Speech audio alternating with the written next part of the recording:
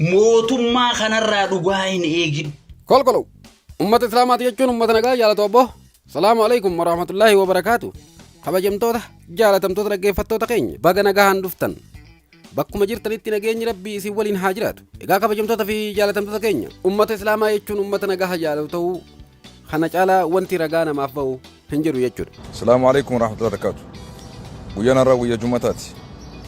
Baga rabbiin ummata muslimaa nagaan bobbaasee nagaan galchee manatti.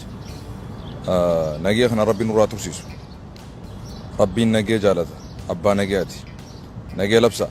Guyyaa rakkoo qofa rakkoon dubbatina. Guyyaa gammachuu nageenyi jirus alhamdulillah jaa. Nagee kana rabbiin nurraa tursiisu.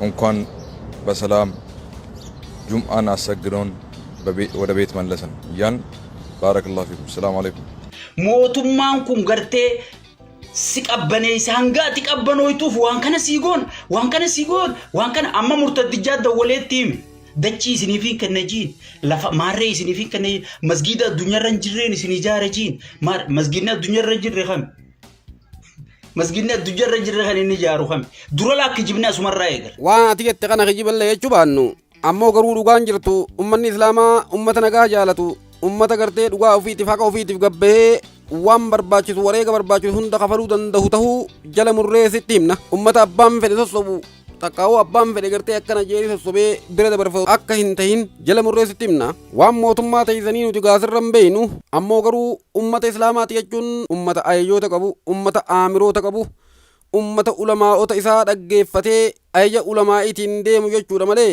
ummata abbaan fedhe isaa fedhetti kanarraa olii gad oofee akka fedhe godhuu miti tanaasumaan gurra keessa naa buufadhu. Masgiida addunyaarra hin jirreen jaara akkas jechuun masgiida bar Itoophiyaa keessa hin dhabamsiisaa jechuun waan addunyaarra hin jirreen si fide jechuun bar sigalee waan addunyaarra hin jirreen si fide jechuun bar saniifuu awwanniin isin hinjuu wanniin isin karar mootummaa wanti tun gartee waan amananii miti.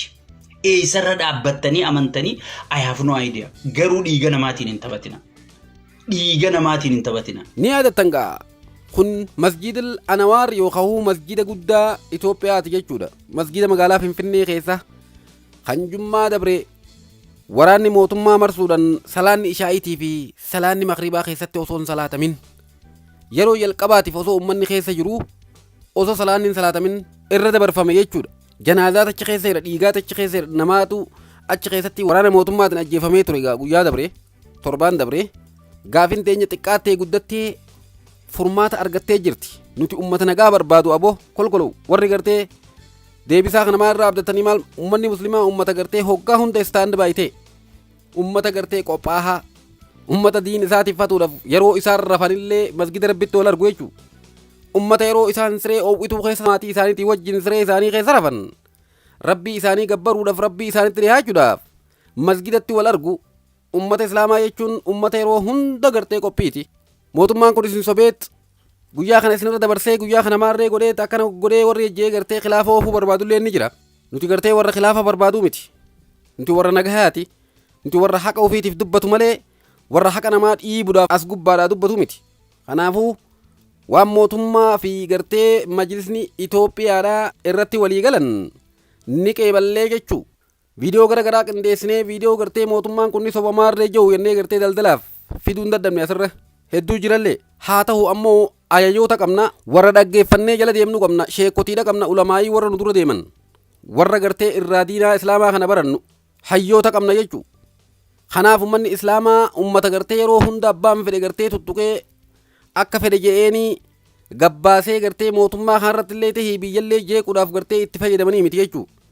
Ummanni islaamaa ummata dhaabbata qabu, ummata kaayyoo qabu, ummata kaayyoo wareegamuufillee beeku. Haadha ilma ishii kichuu dhabde seerra namni hin hubanne nama miti. Haadha gartee ilma ishii dhabdee ilma kichuu dhabdee guyyaa lama keessatti osoo gadda tokko nagarsiisin gammachuudhaan fuula ifaatiin gabbaatee miidiyaa irratti ibsa kannite san yaadadha. Ummata islaamaati jechuun ummata akkasiiti mootummaan illee jaalateetii miti deebisaa kan deebiseef qabsoo mujaahidoonni ummata islaamaa bahaadhi haa kaabaa kibbaa taasise qabsoo ummanni gartee dargaggoon islaamaa qabsoo gartee hordoftoonni nabi Muhammad sallallahu alaihi wasallam taasiseen mootummaan gaafiin kun gaafii sirriiti nuutu itti balleesse silaa jalqaba mari'achuunii qabna turre waan hin mari'atiniif dhiifama jechuudhaan gaafii takka takkaan ummata islaamaatiif deebise boo alhamdulillaahi. Kana diinaa islaamaa jechuun diinaa amantii ufiitiif dhaabbatan, diinaa gartee nagaa labsu, diinaa gaafa gartee amantiidhaan itti dhuftan ammoo uf duba hin deebine. Haadha gartee ilma ishiidhaa kichuu dhabde guyyaa lammaffaadhaa fuula ifaadhaan gabbaatee waan mucaan ishiidhaan jee ummatatti himaa osoo shiqii fi shiqim hin jee'in gammachuudhaan akkaataa itti mucaan ishii biraa deemee rabbii ishiitiif shahiideete masgiida ishiitiif itti wareegame arge ummanni takkaahuu mootummaanis arge ni argan. Ahaa haadholiin akkanaatu meeqaatamtu duubatti hafe, meeqaatamtu dargaggoota ishii ilmaan ishiidhaa hiriirsee gama rabbii as ergatuudhaa deema. Haram deemuudhaa deemna je'aniiti deebii ka deebisan jaalatanii miti. Qabsoo ummanni islaamaa godhe summa alhamdulillah amantii ufiitiif ummata wareegamu jechuudha. Ummata islaamaa jechuun ummata gartee akkasuma nagaya buusuudhaanis akka irraan kana agartan kanatti ulamaa'in teenya gartee marii taasiftee mootummaadha wajjin waan kanarra geenye jirraa alhamdulillahi.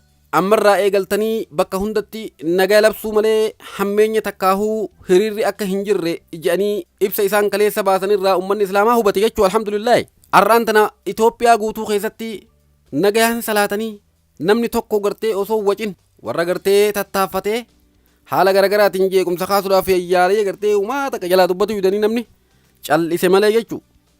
Alhamdulillahi summa alhamdulillahi nuti warra amantii akkanaa qabu, amantii kabajamtuu, amantii jaalatamtuu kanaa qabu jechuudha.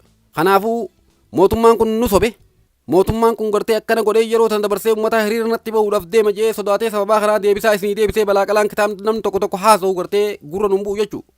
Maaliif jennaan ummanni islaamaa ummata gartee kadhatanii makraafoonaan yaamanii aboo koottaa jedhanii masgidatti wal gahuu miti. Ummata sa'aa 12 keessatti yeroo sharrabbii isaa gabbaruudhaaf wal argu jechuudha. Bakka hundatti fedhuu masgiida haa ta'u bakka biratti illee ummata kaayyoo jiraatuuf beeku, ummata waan addunyaa tana gubbatti uumameef beeku waan ta'eef mootummaan kun asiiniin sossobee asiiniin maarree godhee maarree godhee hii sossobaan yeroo tan irratti dabarsee gartee masgiida diigaan hin taatu.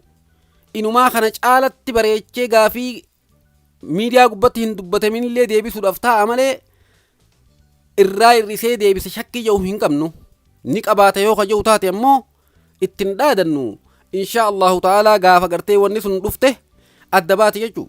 Kanaafuu warri jeequmsa kaasuu barbaaddanis nuti nagaha barbaadna. Ummanni islaamaa ummata nagaha barbaadu, ummata nama hin jibbine, ummata amantii biraatiif illee kabaja qabu jechuu.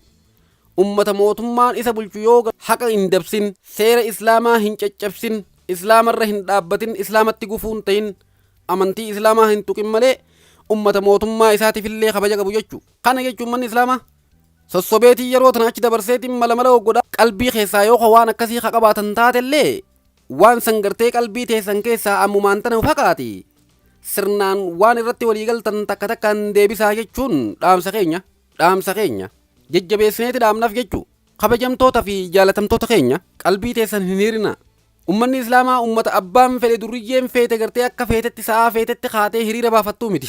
Ummata islaamaa jechuun ummata gartee dhaabii fi dhaabbata qabu, ummata kaayyoo fi karoora qabu, ummata waan addunyaa tana gubbaa maaliif jiraannaa beeku, ummata wal dhagahu, ummata tokkummaa qabu, ummata laa ilaaha illallah muhammadun rasuulullah jedhee gosaa fi gooxidhaan osoo waliin qoodin tokkummaadhaan rabbii ufii gabbaru, ummata kabaja walii qabu, ummata wal jaalatu, ummata biyya ufiitillee jaalatu jechuudha. Kanaafuu shakkii hin qabaatinaa warri gartee waan takka jechuu barbaaddaniiti.